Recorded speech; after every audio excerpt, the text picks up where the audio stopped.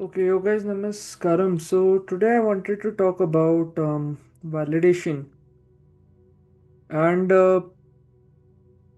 I feel like a lot of us are just seeking this constant validation whenever we want to do something.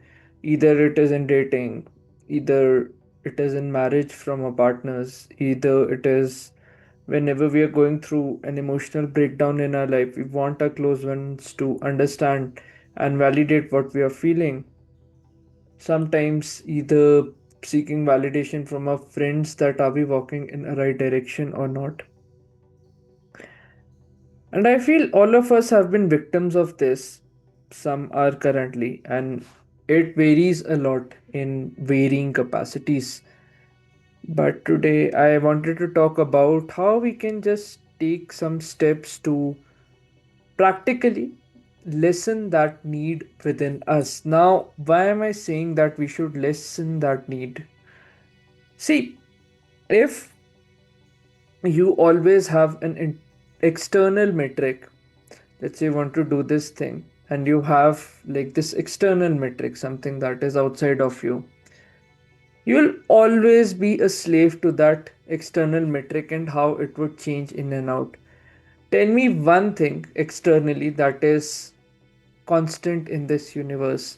The only thing that is constant in this universe is change.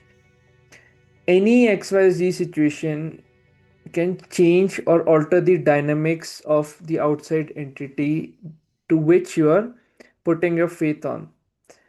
Because I've seen for a lot of people that, let's say, if they want to start this XYZ skill, they are looking for an outside validation that we are walking in the wrong path or in the right path.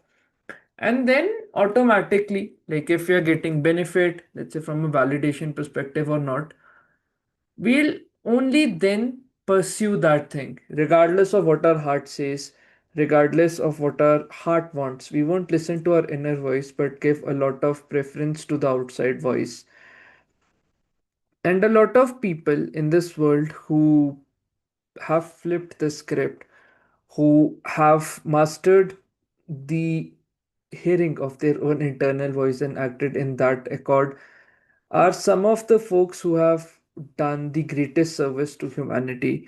Now, I want to lead something from Vivekanand, Swami Vivekanand.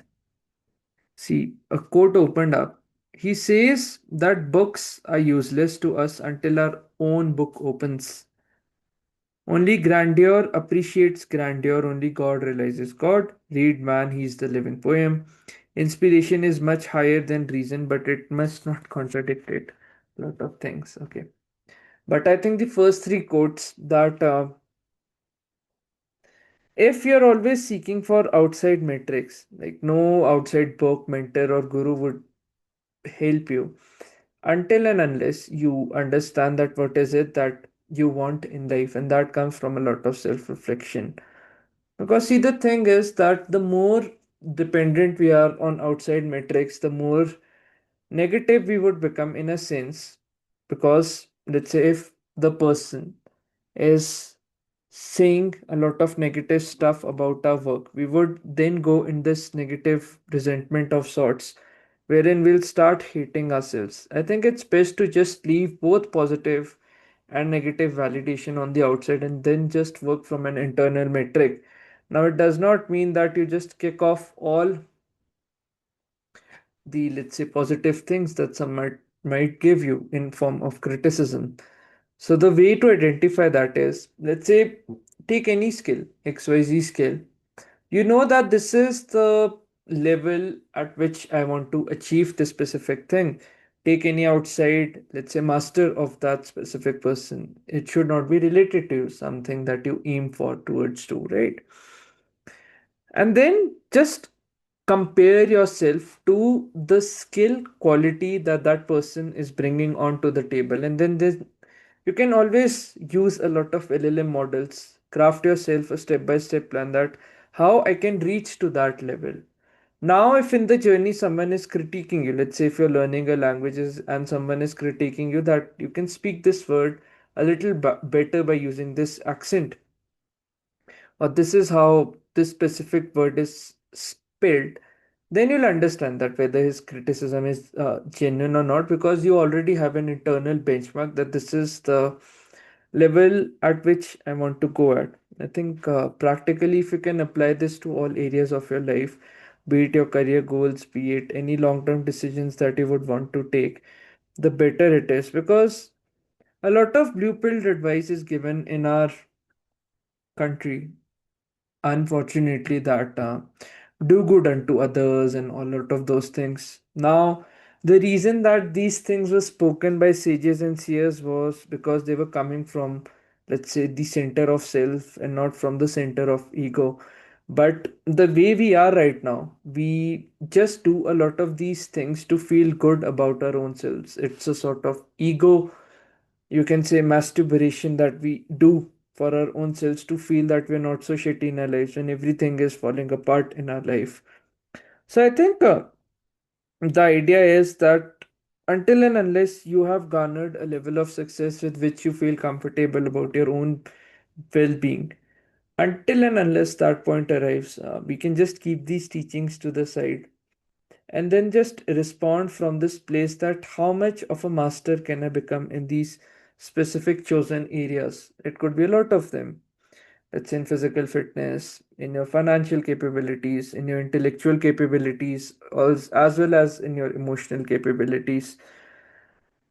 Because see, truth of the matter is, a lot of people, unfortunately, still function with a scarcity mindset that to get on the top, I must cut someone else and things like that. See, from a skill perspective, now I'll talk very practically.